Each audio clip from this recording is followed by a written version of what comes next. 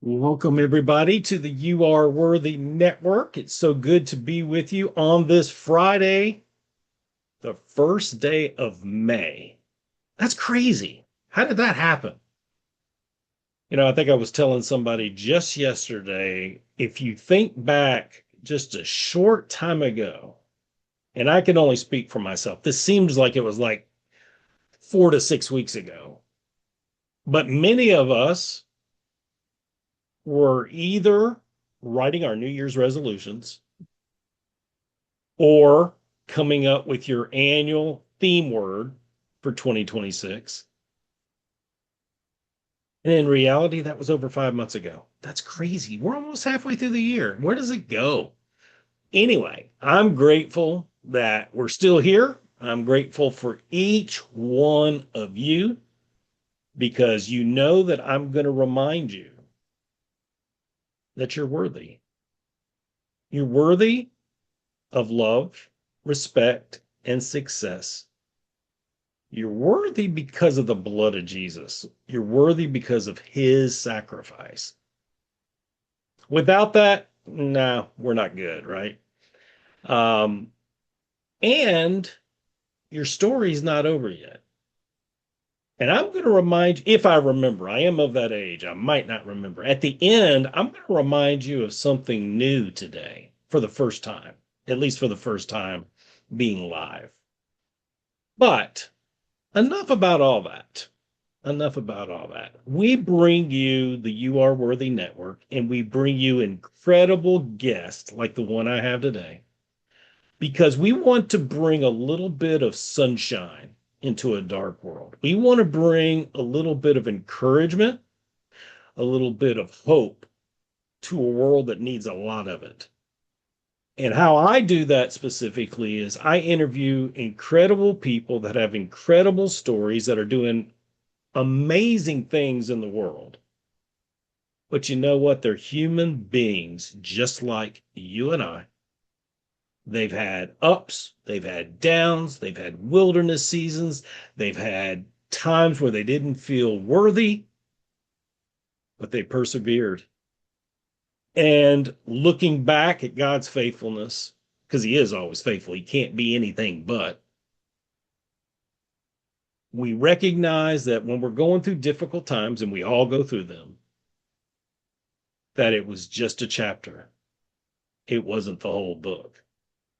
And so I say that to you today. If you are going through one of those chapters, hang in there.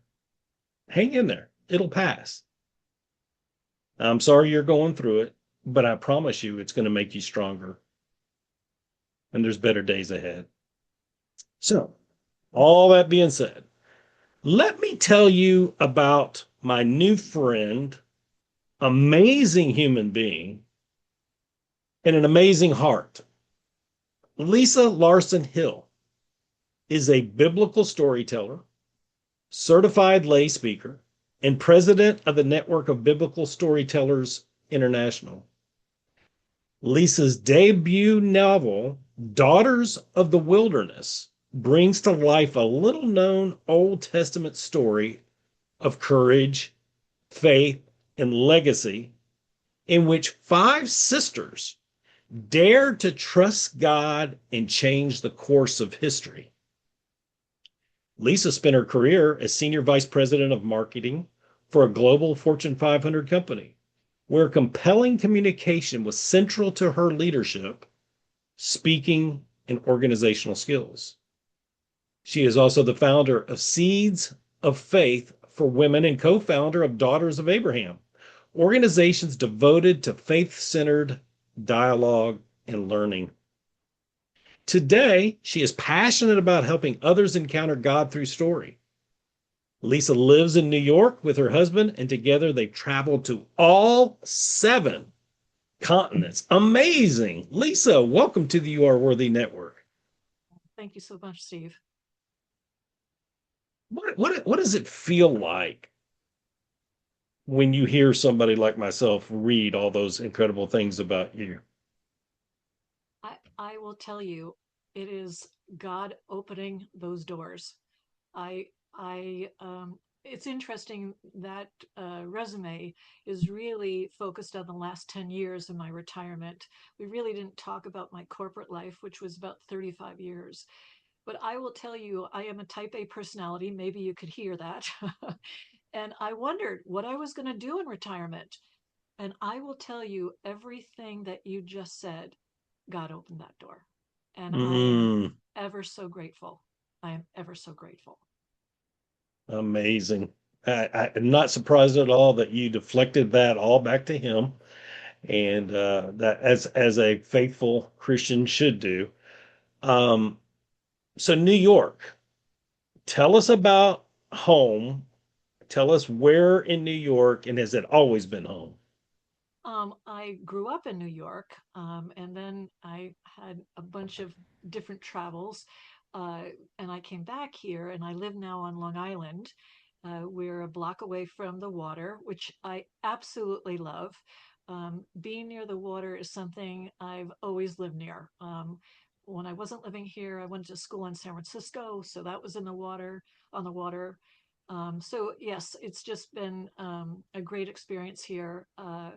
And I love the seasons. A lot of people, are snowbirds, whatever. I love all four seasons. So we really enjoy living here. Yeah, very nice. Um, Tell us about your husband. How many years married, and do y'all have kids? We are celebrating our 29th anniversary this year. Yes, and Roger is absolutely my best friend. And that's my advice for anybody is to find somebody who's your best Yeah. friend. And we love, love living here. We've been together. Yeah, so it's a joy.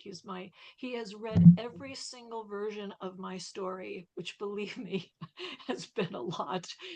He's been an editor, a supporter, a cheerleader. He's joined me in being a lay speaker, and he's also a biblical storyteller. So that's wonderful, is that I brought that to him, and he really wanted to join me in doing that.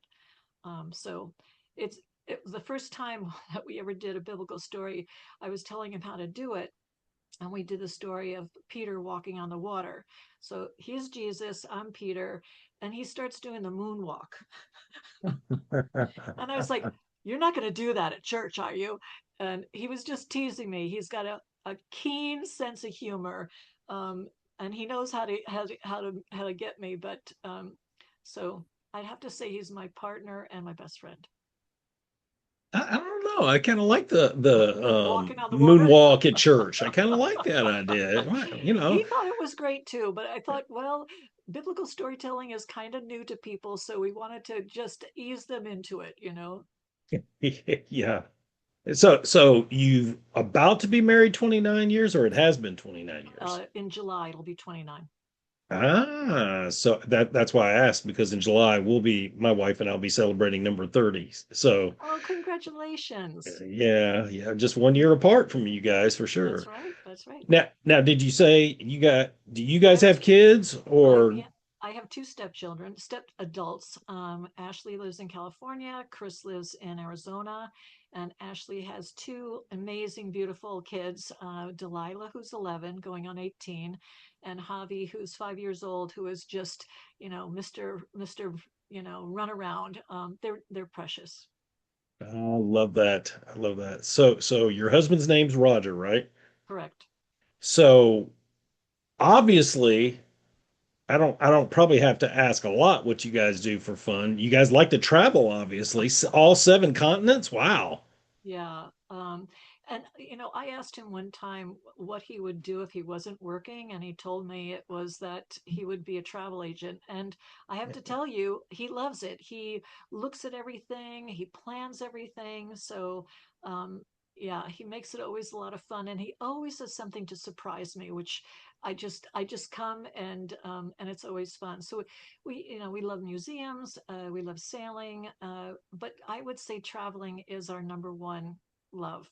I think travel helps to broaden your, well, first of all, your understanding of history, your understanding of people, culture. And certainly the food is also fun to have. Yeah, that's good. What's your favorite place you've ever been? Antarctica. Oh, wow. I did Yeah. not expect you to say that. Yeah. Tell me why. Antarctica, I think God goes there to just get a. It is so beautiful, so pristine. The ice Hmm. sculptures are these huge icebergs are. They are different colors. They're depending on what the light is and the sun. They're blue. They're gold. It is just this pristine, amazing place. And then, of course, you have the penguins, which are, who doesn't like a penguin? And, but I would say Antarctica has stolen my heart. Yeah. Wow. So I have never been out of the country, Oh, okay. and just the opportunity has not presented itself. And I will keep you guys in mind as my Okay. unofficial travel advisors when that time comes. Well, we'd be happy to, especially Roger. I will tell you, because I worked for an international company, I would go on a Sunday to be at a meeting. I would be done on a Thursday, and then Roger would fly over and we'd stay the weekend. So part of that travel bug happened because I was traveling for work. And so we got to see a lot of places that way. Yeah, that's a real blessing for sure. Yes. So you alluded to being a type A. Let's go back in time a little bit. Let's go back to your senior year in high school. I got a feeling if you're a type A, I got a feeling I know this answer, but I could be wrong.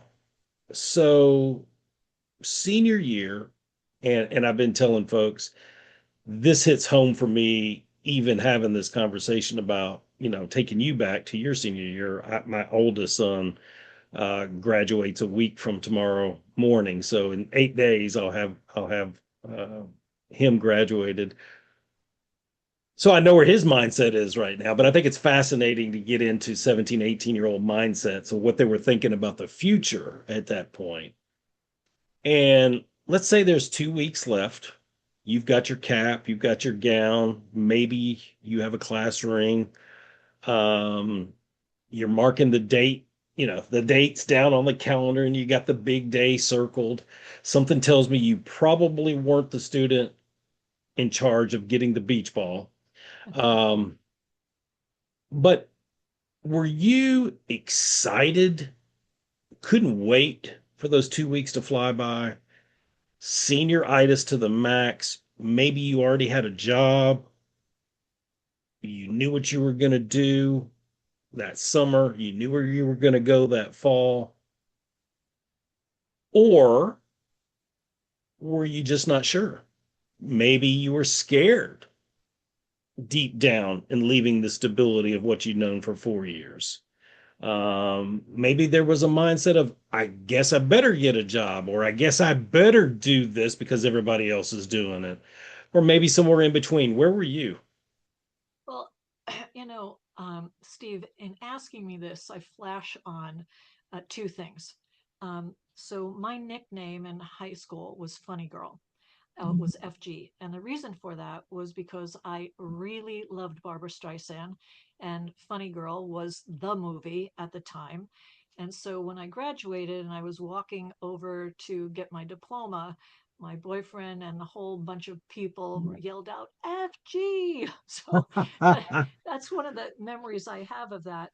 And then the second memory I have of that time, to give you an indication of where my head was at, uh, my boyfriend was a pianist, and so I was in the choir. So, and a lot of the people I was with were in the choir. So we were sitting around the piano, standing around the piano, and a break came in between, and one guy asked where everybody was going to school.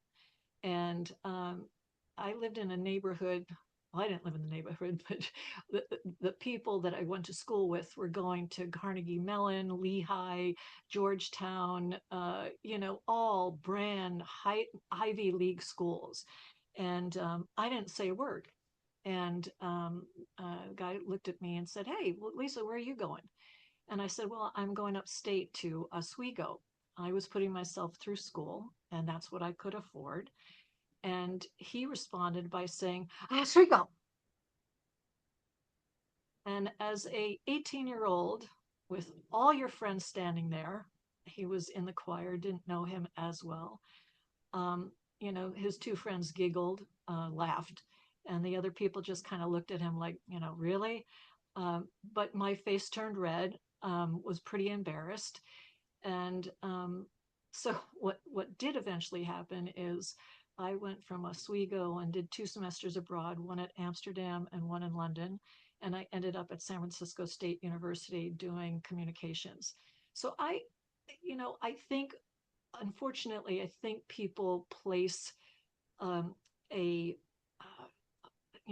what their expectations of you are, and then when they hear something, it changes. And I think it's up to you to make that, to make who you are. um, so I wasn't brave enough then. I don't know if it was the right thing to do. I just didn't say anything, at that point. But I think my life ended up being the answer to that. Yeah. And it's fascinating to how here in 2026, and hear what I'm saying, formal education is wonderful. Never would downplay it. But it is amazing with the amount of debt that a lot of Yeah. people incur with it, and a lot of people not finding the job from their alignment with their major anyway. It's amazing how entrepreneurship has taken off. It's amazing how the trades have taken off. And it's just amazing how the cycle of life continues. But I am interested in, so you majored in communication eventually, right? Yes. So that served you in the corporate world for quite a long time, right? You said over 30 years, correct? Right. Yes. Yep. Give us just a little insight, because I know it was a multifaceted career in the corporate world, but what were a couple of the things that you did with that communication?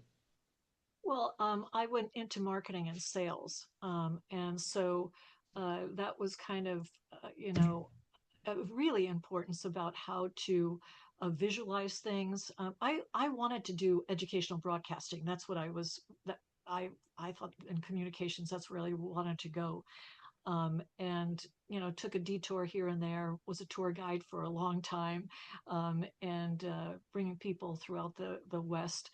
And then I got into an incentive company, and then I got to work with Marriott, and Marriott eventually was sold to this company called Sodexo.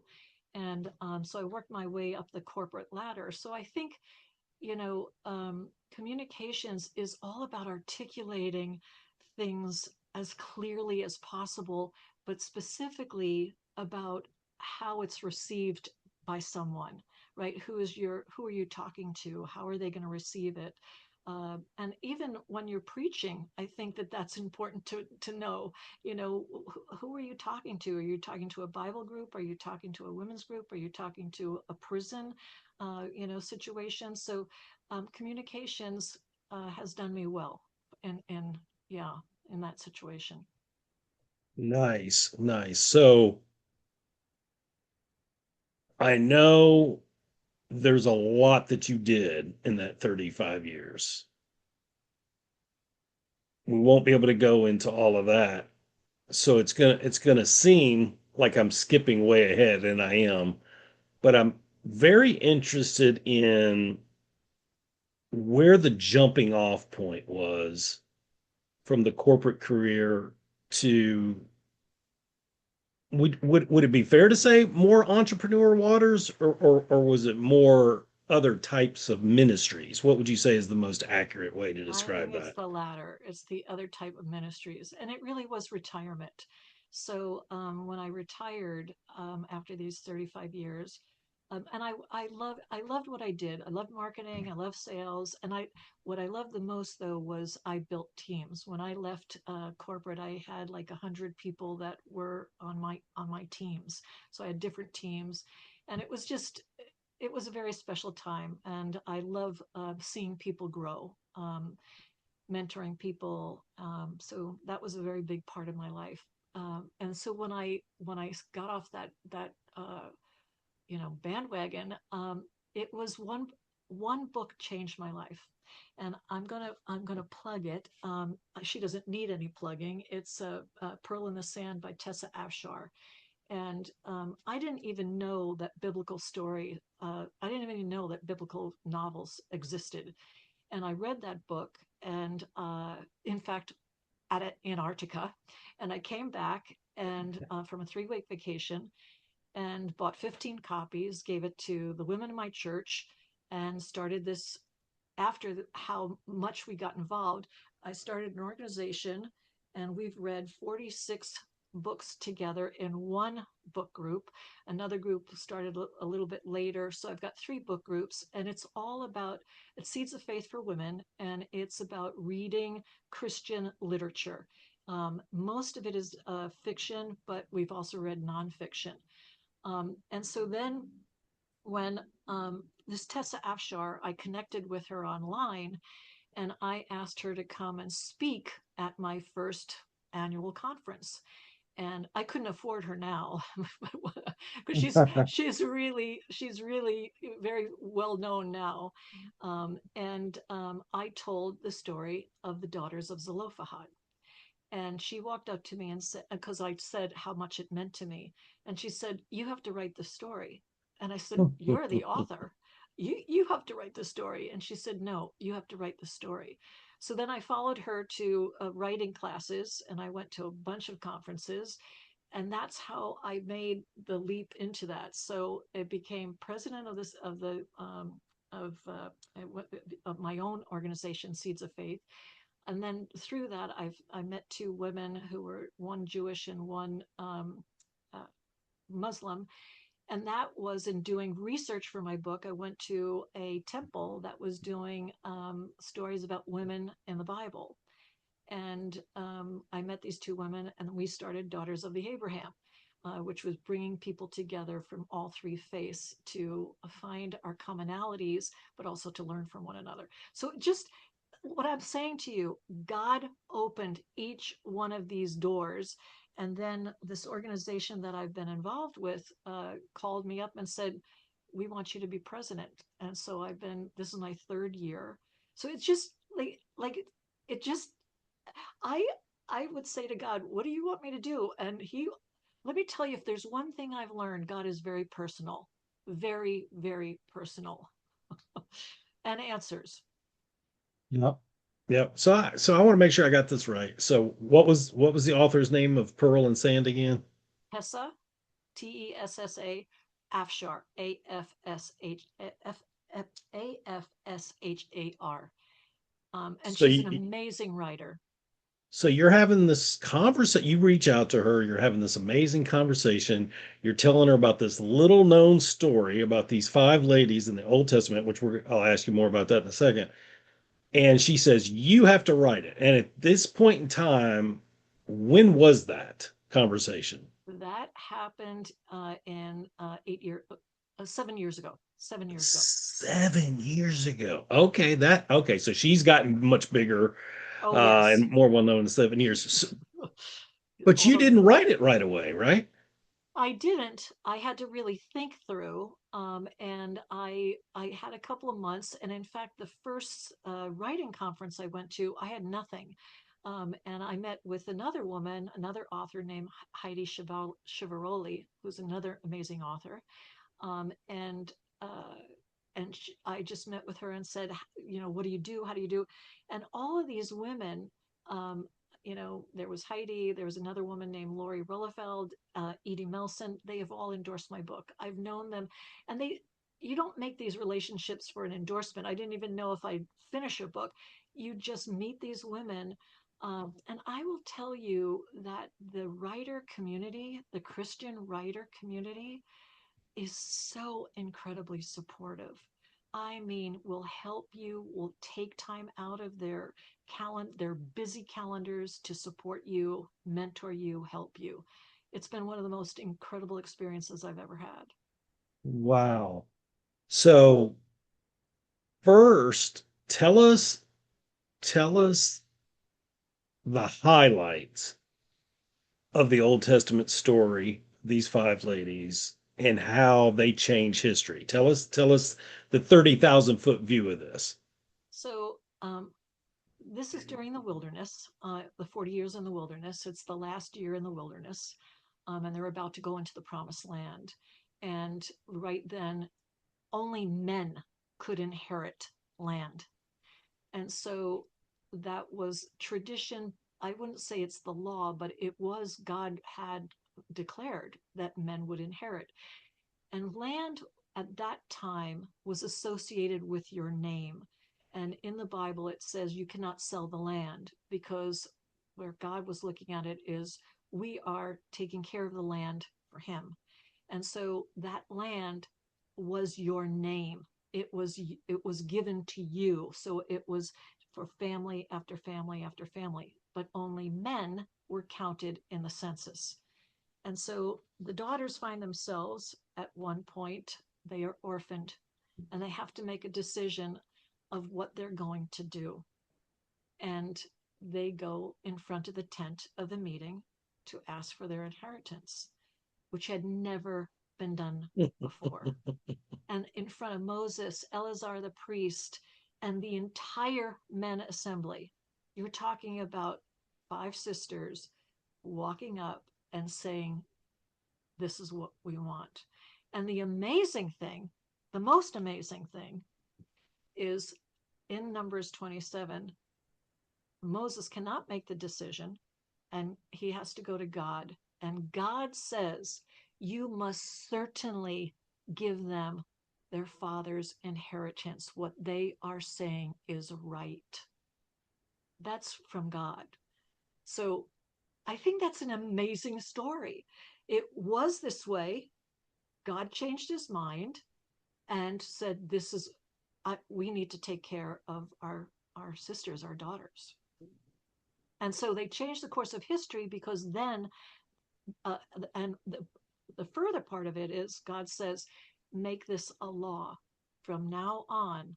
Anyone who does not have a son and only daughters, they will inherit the property." That's fascinating. And I'm not surprised that because I was going to ask you and you answered it without me even asking. You can find it in Numbers 27. Um, Prior to that, is there any scriptural evidence? I'm sure they were, but is there scriptural specific scriptures on the five women praying to God about this? You do not so that's part of my story. My story was what made them come forward. Were they all on the same page? And in my story, they were not, because you can imagine in 3,500 years ago, their job was to get married and have babies because that was what women, the expectations for women were. So who's going to want to marry a woman who is so forthright? I mean, Mhm. oh my gosh, what does that mean? So and prior to that, there is a story about Korah who threatens Moses's leadership and thinks that Moses has gone too far. And in the story in the Bible, he and his 250 followers uh, get swallowed by an earthquake because they were ignoring what God said. So these daughters knew that going in front of the tent of the meeting, this who knows what could have happened. They if God didn't agree with them. They were bold Oh for yes, sure. yes. Makes me wonder if they rubbed elbows somewhere along the way with one of my favorite biblical characters, and he was certainly pointed out for his courage during this time frame. Makes me wonder if they knew Caleb well. I would imagine they would have to. And John, yes, yep, yes. So tell us, maybe you even have it there where you can show us. Tell us the exact name of the book. I would be happy to. because I love this cover. It's That's Daughters of the beautiful. Wilderness, and it's five sisters, one bold request, a God that listens. That's beautiful. And so that finally came out in hardcover and paperback when? So the ebook is up right now. So it's live. Yes. So the Kindle version is live. And I want to say, Steve, thank you so much. It's the birthday. I think this is so poetic. It's the birthday of my book, and it's the birthday of my mother's 90, what would have been my mother's 93rd birthday. And what I love about it, it's about daughters. So it's just like it gives me goosebumps. So I just want to say thank you that I can honor her in that way. That's amazing. I want to make sure I've got this right. So it would have been your mom's 93rd birthday today. Yeah. Yeah. And the Kindle version just became available today. Today. And then the paperback will be May 20th. So I'll tell you guys, I had a little challenging schedule, challenging issue last night for today, for this interview. And Lisa was very kind enough to adjust the time so that I could do something with my family that needed to be done later today. And I knew that her mother's birthday was today, and I know it was really, really important to Lisa that this interview take place today. And I was like, oh my gosh, I can't cancel on her today, but I got to be at my family's event too. So I'm so grateful to God that He worked this out because I know what a special day it is for Lisa. And I want to say congratulations on the ebook coming out. I know Thank what a you. big deal that is. I had my first book come out 4 years ago, and I want to say congratulations. And I also want to say, along with you, praise God. Praise God. Praise God. Yes, absolutely. And I want to make sure that you put in the link when we have this up. I want you to put a link into the comment section. I'm assuming it's available on Amazon. Is that right? Yes. Yeah. Yes. Okay. Just drop that link in the comment section so people can know. I'd be happy to. Thank you. So is there a book tour that's coming maybe to 4 or 5 of the continents? Wouldn't that be nice? I do have some launch parties I'm planning right now, but they're all going to be kind of local. I'm going down to Blue Ridge Christian Writers Conference in May. So I'm going to some of my conferences, and I'll be able to. And I have the Network of Biblical Storytellers. Their annual conferences in July, and I have a lot of since the the story I learned from that organization, and in fact, Tom Boomershine, the founder of it, also endorsed my book, and he was the one who taught me that story. So it's very meaningful to the organization that it's come from there. Where is the Blue Ridge Writers Uh, Association? Down right there in Asheville. Okay, I figured it was right in Yeah, Eastern Tennessee or Western North Carolina, but that yeah. makes sense. Um, what kind of opposition did you face in writing it? Because I'm sure there was some. Oh my gosh.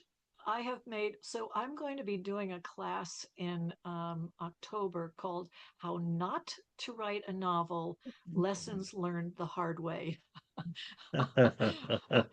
So coming back last year uh, from Blue Ridge, it was a Friday, and my husband told me he had to have uh, um, an angiogram on Monday, and I was like, "Whoa, wait, what happened here? No high blood pressure, no high cholesterol, uh, passed his stress test. What's going on here?"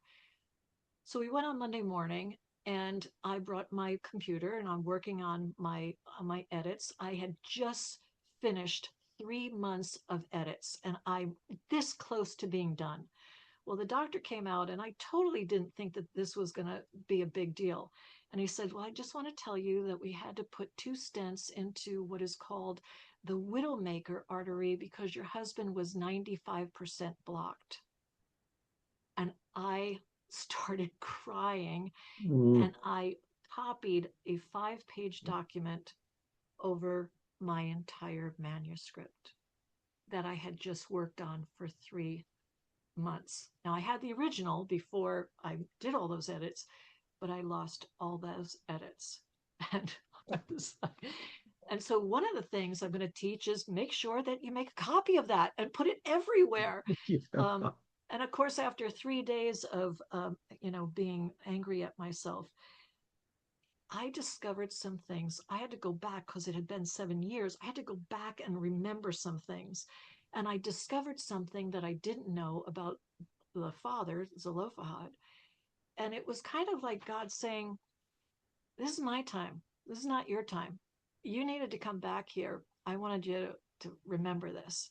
So it again, a door opened. And I just got back on the computer and got it done. So Yeah. I've had my ups and downs, that's for sure. That would test a lot of things. That would test father's will, his timing, forgiveness of yourself. Yeah, Yeah, big that's a lot time, there. Is big your time. husband okay? He is great, and it's a I say this because I tell as many people as I can, do not mess around with your heart. Make sure that you go and see a doctor, just your annual exam. And he's fine. It was a day up. It was a day procedure. He was Procedure. in and out, and Yeah. he's fine. Amen. Thank you. Amen.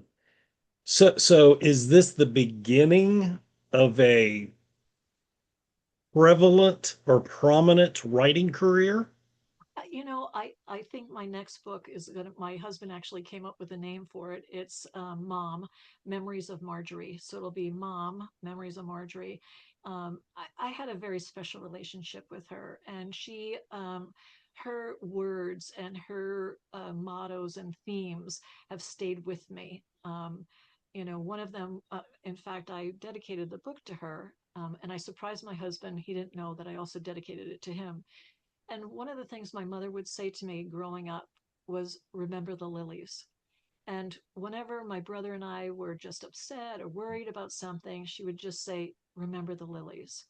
And, that was a statement in our family that I grew up with. And trust me, I've used that in the last, several years. It's been on my mind. Remember the lilies. Remember the lilies. Wow. You've definitely got the bug. You got the first one that's just out today in Right. part, and you got the next one already planned out. So Yeah.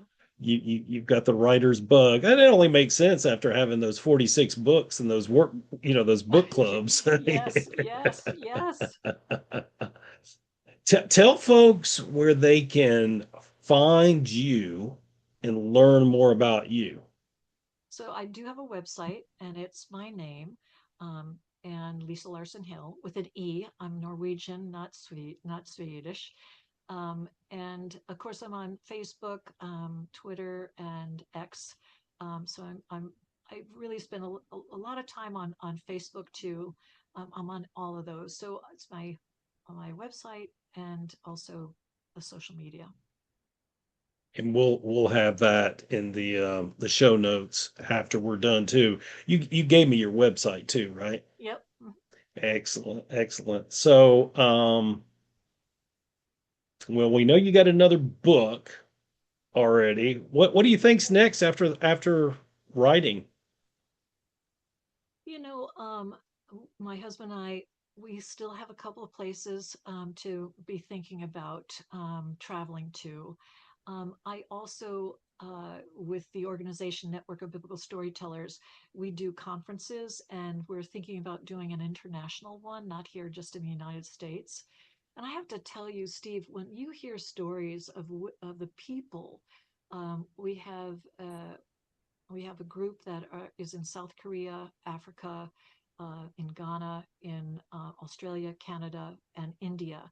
And some of these countries are not very supportive of Christian. Uh, and I will tell you what these people are doing with their faith. It it's really it's been an impressive thing for me to see how people in obstacles are getting around those and still continuing to be truthful to their faith. Mm, inspiring. Yeah, really, truly. Yeah, inspiring. Lisa, what would you say to encourage somebody that's watching this that maybe they feel stuck? Maybe they're spinning their wheels. Maybe they're looking for answers on what's next. Maybe they're praying and the answers aren't coming as quickly as they'd like. Maybe God is being silent for a time. We know that He eventually answers. But what would be your encouragement to those I, viewers that feel that way? I really feel like my last 7 years have been a part of that. It's not my time, it's his time. And that every step that we make where we want to go or where we think we should be going, or we don't even know where to go, everything, there's people that come into our lives, there are things that happen that are just not a coincidence. It is just not a coincidence. Meeting you has not been a coincidence. And No. I'm going to tell this story. Yeah, so yeah. so there was a woman that I worked with, Jody Davidson, in Sodexo. I haven't talked to her in 10 years. In 10 years. And she says, Lisa, tell me what's going on. And in corporate America, you really didn't talk about your faith, right? Okay. So you could hint about it, but you really couldn't like talk about it. And so we had this amazing conversation. And I was telling her about the book, and she said, oh, you got to meet Steve Wormer. And here we are. And it's an opportunity for me to share what I'm doing and also, of course, talk about the book. But that, come on, it's 10 years. It happened just now. That's not a coincidence. That No. is a God moment. Yeah. And so what I would say to people is don't lose faith. Don't lose faith, because whatever is happening to you right now is helping you to get where you need to go, because God is directing you. I mean, I have plans for you, declares the Lord, plans not to harm you, but to give you a future with hope. Um, and so I would say, I messed that up, but I think everybody knows that verse. Uh, so I would just say, be patient and trust and have faith. God does answer. And it's the little things that we just need to notice. I call them God moments. And I started writing them about this book. I am now at 35. Just like things that have happened that just Mm. are not a coincidence. And I started writing that because you kind of forget. Um, but hold on, the answer's coming. Ah, I got to write that down. I like that too. Um, hold on, the answer's coming. So for you guys that wonder who Jody is, in addition to being her coworker for a few years, um, Jody is someone that I've become friends with and interviewed maybe 2 months ago back. So you can check out her interview also if you haven't seen it already.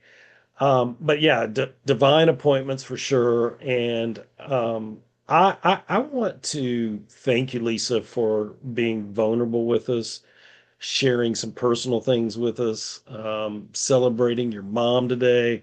We're thrilled that we get to share and rejoice. You know, Paul tells us to weep with those that are weeping, but he also tells us to rejoice with those that are rejoicing. And you're doing that today, and we're thrilled to be able to rejoice in this major milestone in your life and the book. Just praying God does exceedingly more than we could ask or imagine with it. And so, thank you for sharing your heart. Thank you for coming on here and sharing some of your experiences and life with us. And I just want to thank you for the gold that you shared in being my special guest today. Well, thank you, Steve. I really just appreciate getting to know you and the opportunity. And God bless you for what you're doing. I mean, it is right now we live in a dark world. You're right, and that also is something to help people. We're all a little anxious right now, and for you to be doing these interviews, and you've done so many, it is a light, and I think that's what we're called to do. And blessing to you that you answered that call. I thank you. I appreciate that a lot. Um, before we log off here, guys, you know that I'm going to tell you that your story's not over yet because it's true. If you're still here, your story's not over yet. And you know that I'm going to tell you that you're worthy of love, respect, and success because of the blood of Jesus, like I said at the beginning. But I've got a new one for you today. You're worthy of a breakthrough. You're worthy of a breakthrough as long as it aligns with God's will for your life. And maybe that goes back to what we just talked about a minute ago. Maybe you're praying for the next thing. Maybe you're working towards something that could change your life and change other people's lives that you're going to help or serve. Gosh, sometimes that waiting's hard, isn't it? Sometimes it's a divine connection, an introduction. Sometimes it's a spark just to ignite what's next. Maybe you have self doubt and a lack of self worth that's holding you back. So I get to remind you today, as you work through those things, that you're worthy of a breakthrough. I have a dear friend of mine. We talk about God's timing a lot. We talk about my humorous part to God's timing is he has no microwaves in heaven, only crock pots. And sometimes it feels like we're the ones in the crock pot. It's not true. It just feels that way, right? It's exposing my impatience. And sometimes I have to ask God, can you at least double check to make sure my crock pot's even plugged in? Can anybody else relate? But the last thing I'll share is my friend and I, because we're waiting on some pretty significant things with the Lord right now, both of us. Like he's baking our favorite cookies in the oven from scratch, fresh ingredients.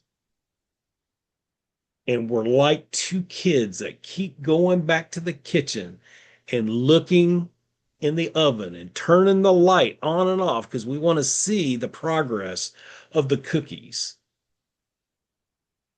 And to be honest with you, sometimes we open the door because we want to smell the cookies, but it's not speeding up the process any. We've got to learn to wait and wait. We need to learn to be good waiters. I know I'm starting to preach now. I can't get it out of my system. I'm a preacher. What can I say? But we have to learn to wait well. Those cookies that are baking, those dreams that God's working on for you, oh, He will make it more than worth your wait.